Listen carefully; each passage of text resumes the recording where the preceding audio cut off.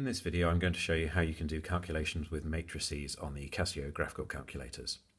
In the newer models such as the CG20 or CG50, all we need to do when in the standard run mode, as in number 1 on there, you need to press this button to go into the matrix mode. If these options don't appear for you, simply pressing exit repeatedly will make them appear. We're going to go into the matrix mode. On these older calculators, this is a 9850, 9860s are the same.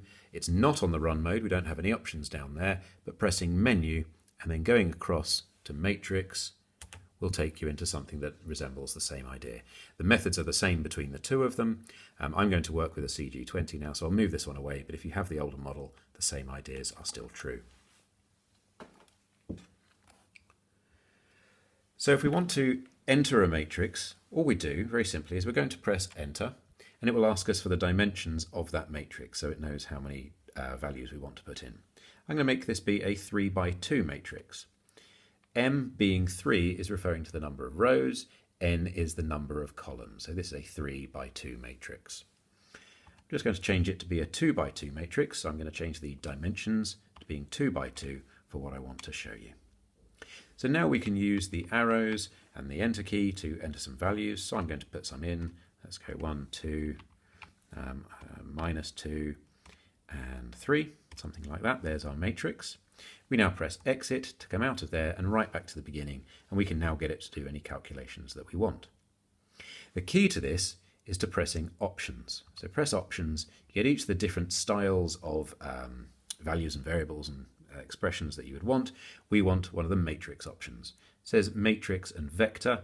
In that matrix mode I showed you a moment ago, there is vector as well. You can go into the vector mode and do stuff with those. But we're going to press that matrix, and we now get a variety of different options of things that we can do with matrices. I'm only going to show you a couple of them. But this is one of the key buttons, matrix. So this is matrix alpha A. We did matrix A, there's a scrolling list of however many matrices you want to put in, but matrix A, that's the one that we just put in. If I want to know the determinant of that, if I don't want to do the calculation myself, I can press determinant of matrix A, and it will give us -7 as being the determinant. If I want to find the inverse of that, I'm going to do the matrix of A inverse. Now above this one we have x to the -1, so we can do x to the -1 there, and that's the inverse matrix. I can also multiply two matrices together. So I'm going to enter another matrix now. I don't have the right options on the bottom, so I'm going to repeatedly press exit as many times as we need to just to get back here. Now go into matrix mode, move down to matrix B, and I'm going to have this one be a 2 by 2 as well.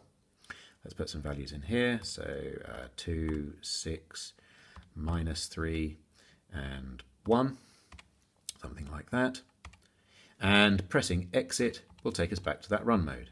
I can now do options, matrix, matrix A multiplied by matrix B.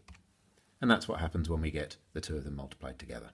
And of course I can keep going with that sort of idea and do the matrix of A multiplied by matrix B inverse. Or I could simply have done the inverse of the previous entry, something like that. One thing to be very careful of when you're doing these ideas is not to do matrix A times B. That's given us a very different answer to what we had a moment ago. Matrix A times matrix B. Okay, we can see those two answers are very different.